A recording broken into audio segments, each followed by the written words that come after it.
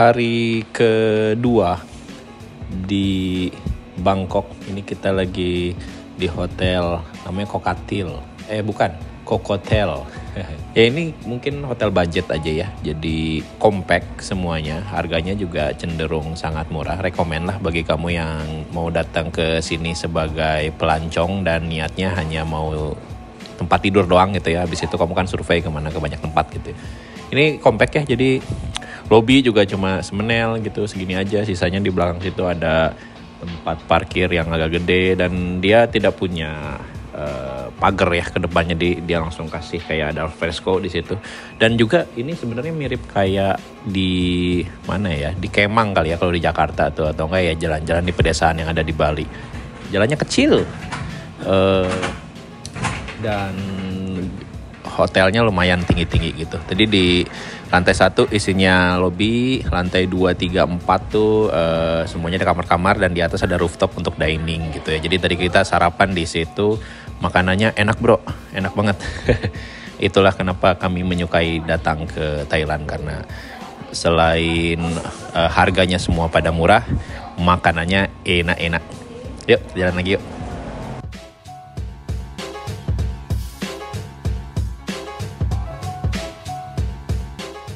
Kita di sini tanggal 23 hari Sabtu. Iya.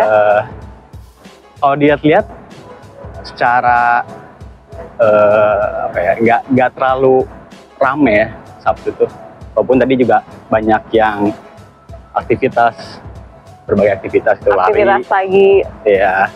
Terus tadi ada yang jalan-jalan sambil bawa peliharaannya.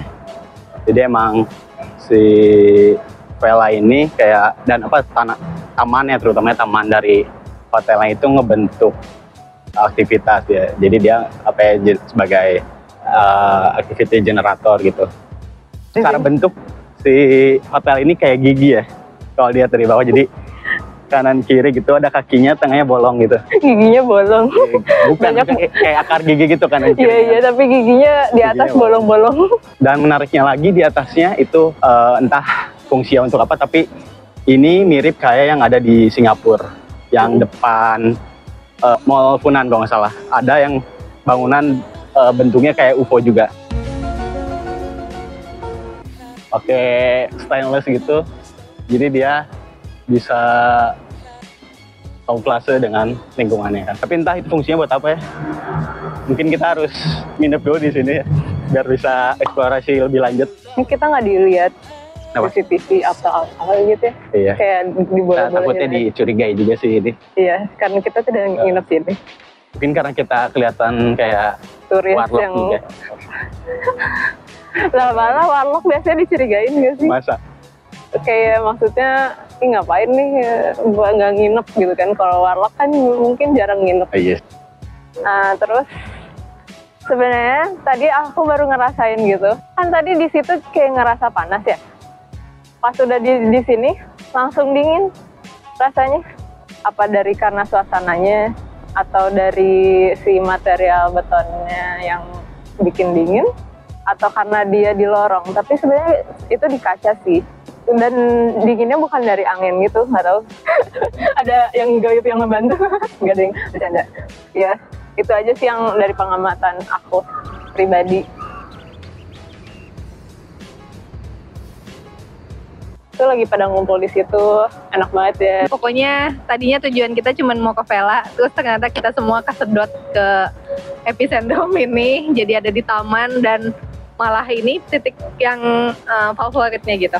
Ternyata kita emang senang guyup, kumpul-kumpul di taman ya, warga-warga tropis ini. Velanya sebenarnya udah bagus gitu, tapi ternyata velanya hanya sebagian kecil dari satu kompleks dari satu site ini gitu. Nah jadi kalau Vela itu pada dasarnya itu sebuah tempat community gitu, dan isinya adalah ya kayak kafe-kafe gitu, terus juga tempat bertemu lah gitu.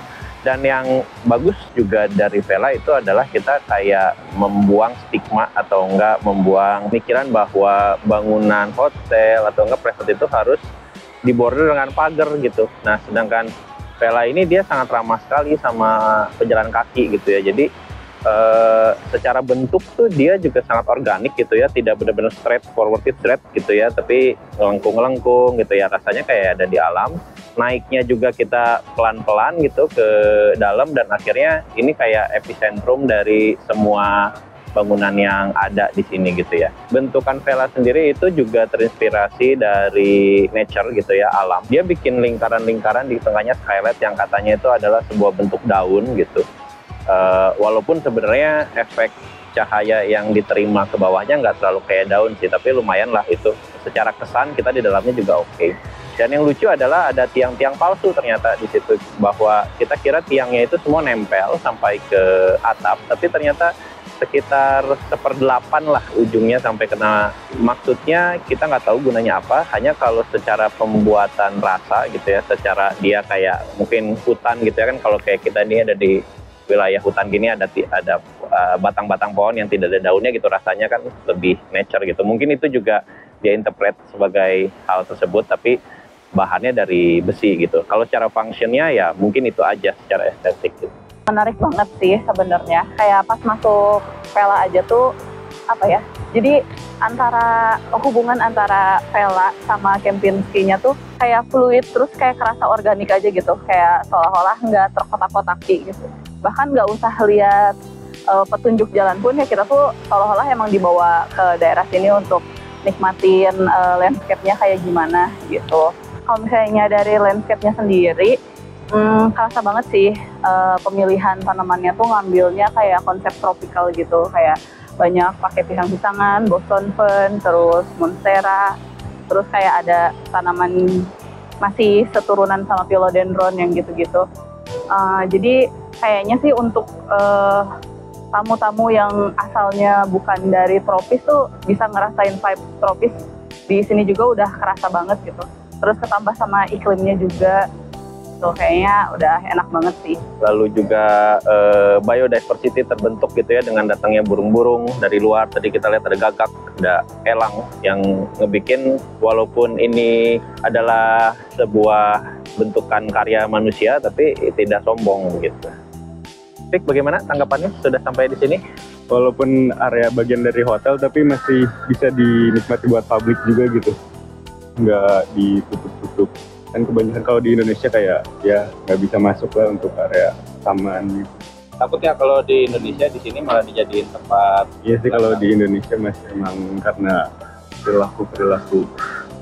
Yang penting buat pedestrian, hampir semua materinya tidak licin gitu ya. Ini yang paling kita cintai. Ini batu pebble stone yang suka dipakai di kuburan. Saya nggak tahu ini apakah emang hasil dirawat atau gimana gitu, karena kan masih ada sisa hijau-hijau tuh ya di ujung-ujung. Nah, itu apakah hasil dari sikat atau memang dibiarkan gitu.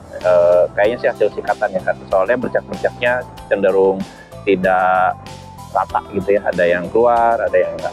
Makin ke belakang, makin private gitu ya suasananya, dan ternyata ada Hotel Kempinski nih di belakang sini yang justru lebih menarik gitu dibandingkan si villanya. Secara bentuk juga ini mengingatkan kayak Marina Bay yang ada di Singapura, tapi dia lebih fluid gitu ya. Kalau kita lihat si mesh peletakan kamar-kamarnya sebenarnya lurus-lurus aja gitu, cuma mundur di beberapa titik. Tapi dia ada tambahan mungkin sekitar 3 atau 4 meter overstack, pasti supaya biar matahari nggak terlalu langsung kena kaca gitu ya. Dan di tengahnya sebagai yang paling unik gitu ya dari segala itu ada sebuah bentukan kayak apa ini sepertinya dome ya, arc. Nah, ada kayak arc gitu ya di tengahnya, yang itu juga sangat welcome sekali gitu. Enggak dipaksa bahwa cuma ekspatriat loh yang boleh masuk sini gitu. Tadi kita jalan-jalan ke dalam situ dan kita nyobain dan kita ngelihat welcome aja dan asik. Dan yang harus hati-hati adalah dengan bentukan arc itu dia membuat sebuah akustik yang lain daripada yang lain. Jadi kalau misalnya saya ngobrol di sebelah kiri, nah ini ada Fikri ngobrol di sebelah kanan, itu bisa kedengeran. Jadi ada magicnya sedikit. Kenapa? Karena di akustik suara itu dia muterin arc sehingga ujung ke ujung tuh bisa kedengeran. Dengan bentukan massa yang kayak cekung terus cembung gitu, kayak seolah-olah kalau misalnya kita nggak lihat dari skala manusia tuh, kita tuh kayak seolah-olah ditarik gitu. Tapi ketika di atas dia tuh kayak apa ya, kayak ingin menonjol gitu. Jadi kalau misalnya dari jauh dia tuh kelihatan agak mencolok gitu sih sebenarnya. Lebih ke sudah di-review semua kayaknya. Sama lah. Idem. Kenapa di tempat-tempat bagus gini hanya ada di, nggak bilang bagus ya, maksudnya ada yang kayak gini tuh hanya di tempat yang mungkin umumnya ekosistemnya itu heterogen gitu, bukan misalkan di Bandung tuh hampir kayaknya nggak ada gitu sebersih ini, terkontrol ini. Jakarta termasuk banyak, ini pendapat aku pribadi, karena di sana tuh heterogen gitu, budayanya macam-macam, jadi ada kecenderungan segan untuk melakukan hal-hal yang di luar kebiasaan dia. Jadi semua orang menahan diri untuk misalkan nggak nginjak tanaman. Kalau di Bandung mah satu orang nginjak tanaman, semuanya itu pasti ngikutin gitu. Beda dengan misalkan kota Jakarta, itu semua budaya banyak, ada budaya yang memaklumi, ada yang tidak gitu. Jadi ada yang memandang sinis. Jadi mungkin karena di Jakarta kayak kota-kota besar ini kan mirip banget dengan Jakarta, ini heterogen, apalagi di sini ekspat. Kita mungkin agak terlihatnya takut dijudge, jadi semua orang menahan diri gitu untuk melakukan hal-hal yang usil lah istilahnya. Bukan kejahatan ya maksudnya, cuman usil kayak nginjak rumput kayak gitu. Ini kita tadi ngelewat pun dengan kesadaran sendiri tuh kayaknya nggak akan nginjek gitu si rumput itu tadi. Coba bayangin kalau ini ada di Bandung dengan sifat yang budayanya itu homogen gitu. Satu orang, dua orang masuk, udah semuanya untuk hari-hari berikutnya pun begitu. Mungkin apa harus jadi kota heterogen dulu gitu, semetropolitan itu baru bisa ngurangin gitu. Cukup, terima kasih. Well done. Babe.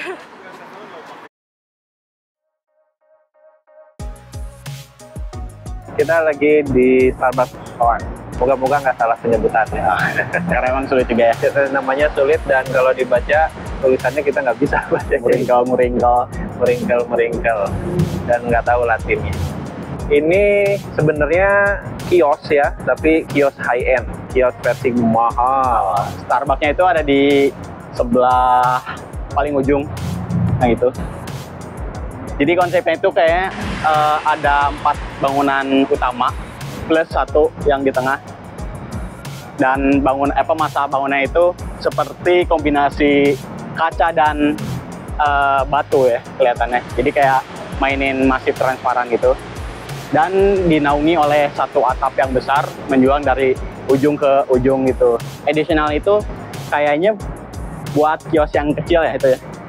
Tempat whisky kelihatannya. Tempat ngudut. Oh, tempat ngudut. Nah, dari 4 masa bangunan itu terus ditutupi oleh 1 atap yang menjulang dari ujung ke ujung, terus tiangnya itu diekspos dan dilapisin sama plat ya yang dibentuk dan disambung dengan atapnya juga gitu, bentuk lengkung-lengkung gitu. Kalau dari segi bangunannya sebenarnya ini hanya juxtaposisi antara solid dan void aja nih. Jadi dia pakai 2 material fix gitu ya, kaca sama dinding. Tapi dindingnya itu kalau dipukul ini sebenarnya kopong nih. So, beneran kan ya? Moga-moga nggak kedengeran sampai dalam. Nah, aja dia benar-benar box gitu ya, sampai ke atasnya juga. Tapi kalau kita lihat detail di bagian kacanya itu dia memang pakai 2 tipe kaca yang berbeda. Kalau yang di bagian fasad dia mungkin kaca tempered biasa. Kalau yang di atas dia masih pakai tambahan kayak peredam gitu ya. Jadi kayak ada stikernya ada dotnya kecil-kecil gitu. Sehingga mungkin gunanya sih untuk menahan panas ya, biar nggak langsung juga kalau ada sinar matahari sedikit ketahan. Nah, walaupun di atasnya sudah ada kanopi yang sebenarnya juga agak lebar gitu ya, hanya mungkin just in case lah kalau lagi panas banget, karena di sini ya suhunya ya beginilah, cukup ngeheap. Dan ini aja udah rame tuh. Sudah rame Ini juga lumayan udah mulai agak kering, diterpa di mah basah. Kalau dari warna juga cenderung sangat monoton gitu. Jadi ini tuh warna apa ya, abu-abu tua gitu ya, kayak architrite gitu. Kayak agak-agak coklat gitu ya. Kayak warna coklat gitu, kotak-kotak disambung-sambung aja seperti ini, tile standar. Dan ini jam berapa nih? 10:30. Untuk suhunya di bawah atap ini ya cukup enak gitu, dengan ada tambahan angin-angin juga. Ya enak gitu untuk kongko di sini ya. Sama agak melorong ya jadinya. Iya, jadi kayak wind tunnel gitu. Agak unik sebenarnya, tadi Wildan bener nih. Saya ngerasa bahwa bagusnya si tiang ini itu justru ada di dalam masanya. Jadi kalau misalnya lubang ini agak di sebelah kanan, rasanya kan kayak ngemplong aja ya, nggak ada apa-apa. Dan nanti tiangnya bisa jadi nggak kelihatan apa-apa tuh, karena dia ada di dalam mas. Tapi mungkin memang si konsepnya dia memang pengen terpisah tuh antara mana yang kulkas, mana yang tiung. Jadinya sengaja tiangnya di tengah, nah biar nggak berdirinya asem gitu ya, sama dia dikasih penarik begitu. Kayaknya ini kalau malam kalau kita lihat ada instalasi di situ bagus nih kayaknya, karena lampunya ada di situ. Ada lampu-lampu. Tapi karena kita siang-siang datangnya jadi nggak terlalu kelihatan untuk instalasinya. Terus mana lagi kita? Ke Starbucks dulu yuk.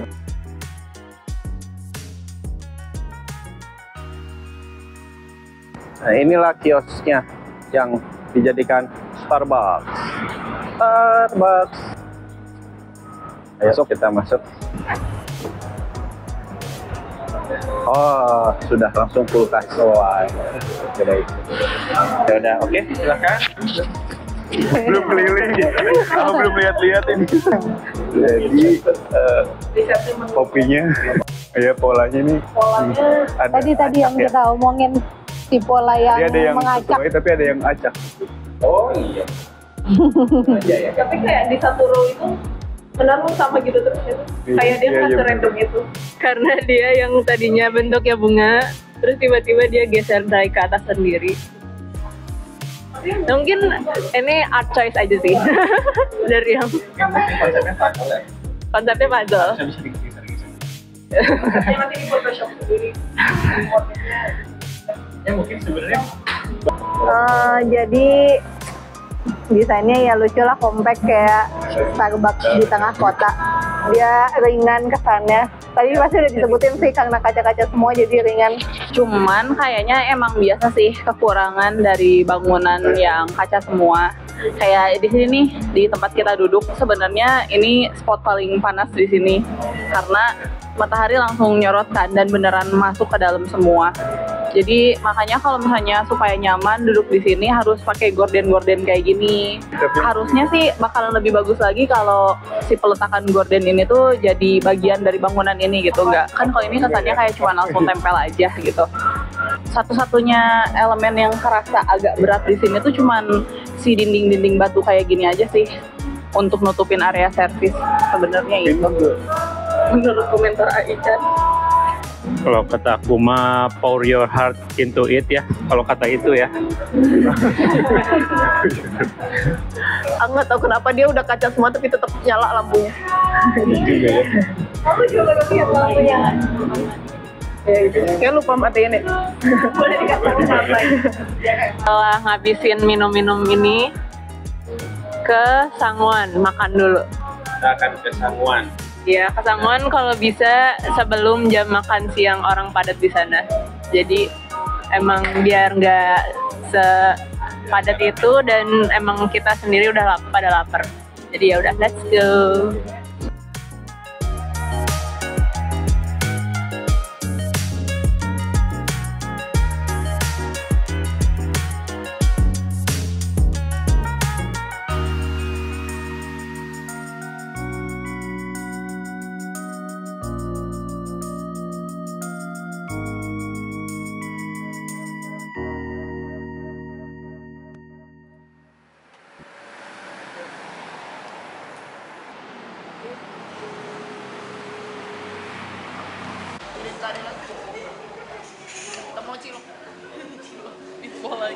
Tapioka box cil.